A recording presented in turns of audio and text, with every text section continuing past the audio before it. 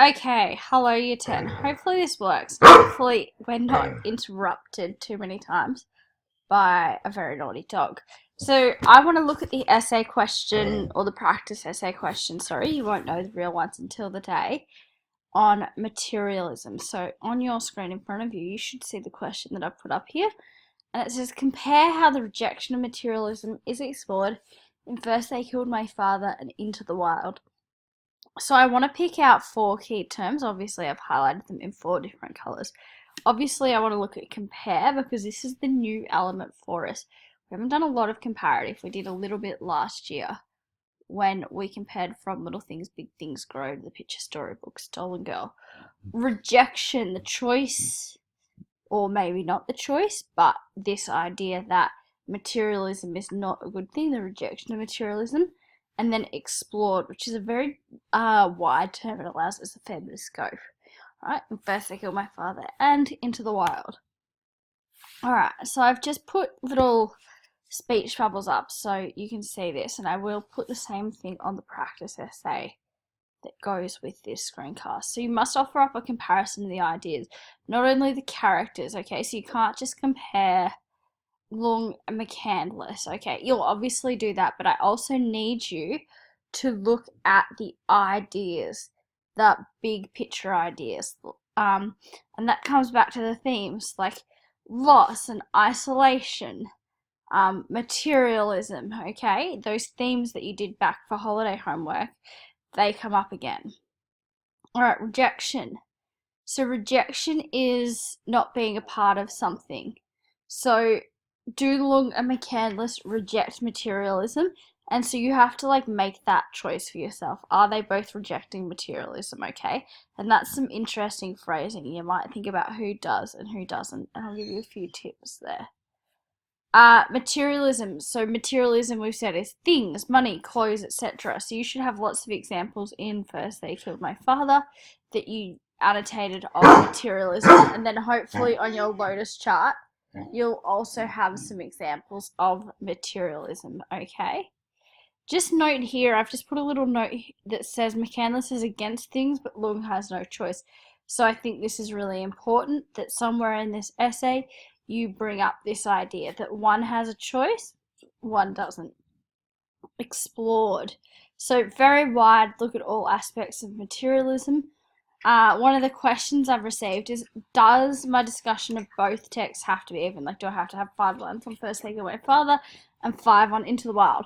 It doesn't have to be exactly even, okay? But it does have to be balanced. I'm not going to sit down and count. I am going to hope that it's roughly 50-50. We're going to go through this in class and we might come up with some different ideas. But here's what I've come up with for 3 paragraph ideas that would work for me with my understanding of materialism and these 2 texts, okay? So I've said that I could talk about choice versus force. So that's this idea that we looked at just here with McCandless against Lung having no choice. I've given you topic sentences as well. Then I've said noble versus real. So I said that we have to compare ideas, okay? Or frameworks. And I'm just going to really quickly go back to the comparative matrix, alright, that you're going to be assessed on. And of course, up here at achievement level 10.5, evaluate how the audience is positioned to understand key concepts, e.g. romanticism. Okay, as soon as you begin to talk about something such as noble, the fact that Into the Wild presents McCandless's choice as noble, whereas Lung presents her choices as realistic and necessary, you are addressing that part of the criteria. So that's one thing just to note there in terms of understanding what that looks like. Selfish versus necessary. Again, Lung's choice to renounce materialism becomes necessary as she seeks to survive. However, McCandless's pursuit is ultimately selfish, alright? Introduction. How are you going to write it? Okay, it's just the same as a text response, really. It's just that you've continually got to be addressing both texts. So orientation, maybe something about the question or the text in general. then respond to the prompt, alright? Lung says blah, Sean Penn, blah, alright? 3 arguments. First, second, third. That's just the same as in a text response. Then, finally, you've got your linking sentence. Nothing new about a linking sentence. How our intro is going to work. I've put up on your screen here a little bit of a sample, okay? A little bit of an unpack. Just take a second to have a look at this, okay? Have a look at the way in each sentence here I've tried to talk about both, okay? If that is too difficult, if you are finding it difficult to talk about both texts in the same sentence, then that's okay. Just write a sentence on each. But if possible, try in the same sentence to offer that comparison. The first paragraph is going to be on choice versus forced. Here's how your paragraphs work. More or less, it's the same teal structure. One way I explain it is by saying it's just 4 E's instead of 2. So if usually you have teal with 2 E's, now you have teal. And the key part is that you have to have comparison in the middle, okay? That's really important that you've got that comparison coming up in the middle here, okay? That's a really key idea. So I want you to think about that when you are writing, is that at the very least, you're going to have comparison in the middle of your paragraph, okay? But you're going to start with Into the Wild, or you can start with First They Killed My Father. It doesn't really matter which one you start with. But the rule is still the same. Every time you have an example, so Into the Wild, blah, blah, McCandless shows, blah, blah. You have to have a quote. You have to have evidence to back it up. And then you compare that to the next text. And comparing can be similarities or differences, okay? Either or. And then you have your example for the next text and the quote. Here's what it'll look like at a very simple level. Of course, by the time you're done, you're going to add a lot more information than what I have. So this is choice versus forced, and I've just dot pointed it here, what you might choose to talk about. You're going to have to flesh this out, but on a very simple level, this is it. So your example of choice versus forced from Into the Wild. McCandless gives away $24,000 from his college fund, destroys his social security card, burns the money. Rather than love, than money, than faith, than fame, than fairness, give me truth. This is a choice, alright? In my comparison, I've said, unlike, that's where I've signaled my comparison. Sorry, I just moved slides. Lung is forced to sacrifice her middle-class lifestyle in order to survive. Lung is not given the choice to renounce society, does so out of and does not do so out of anger by the choices of others. So there I'm referencing McCandless, alright?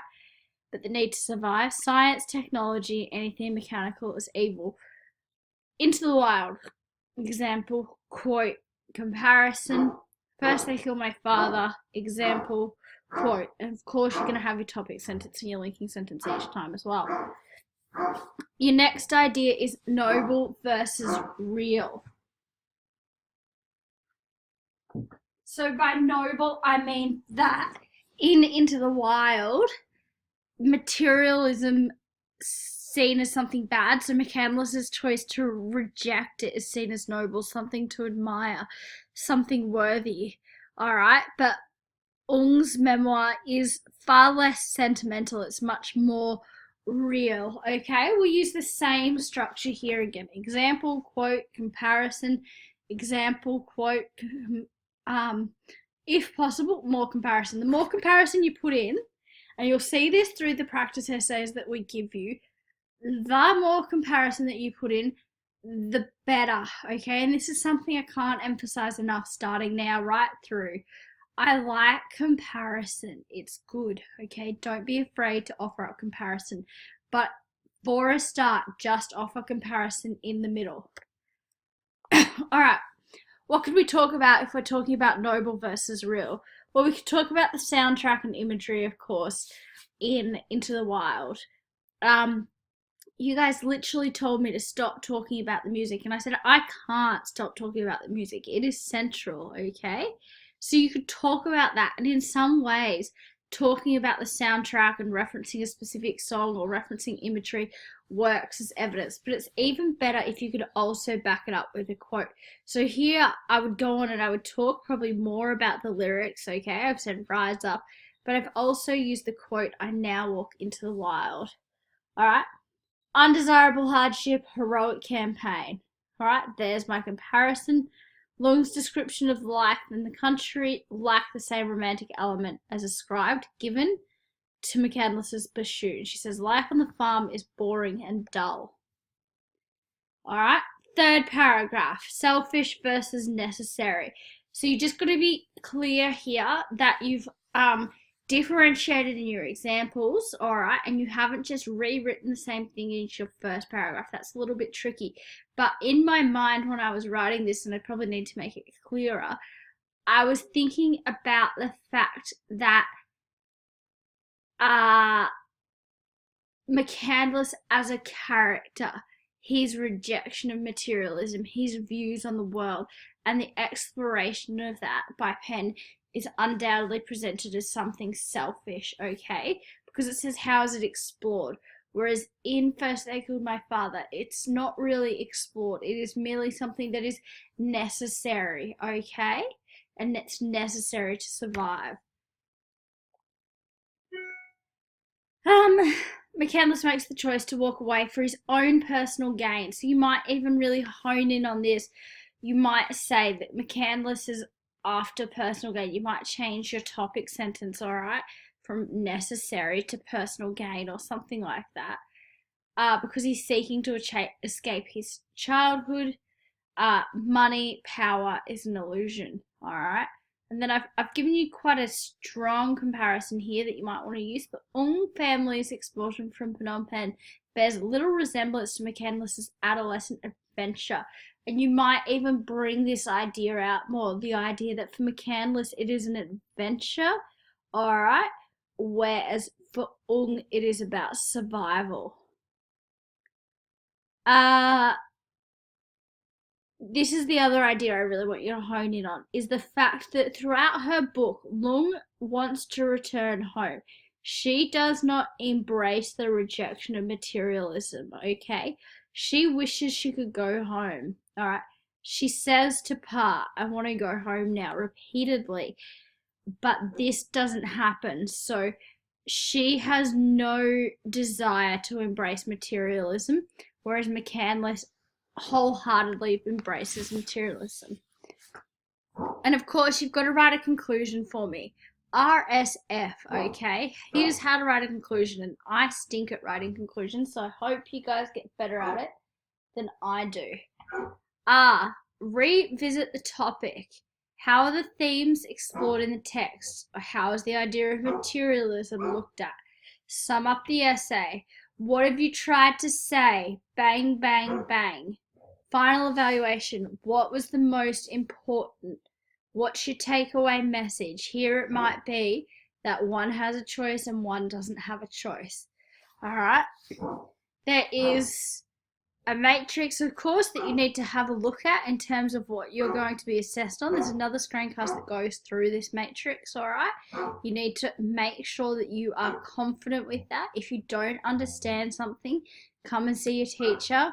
And there's also a sample essay that goes with this screencast. I hope this helps.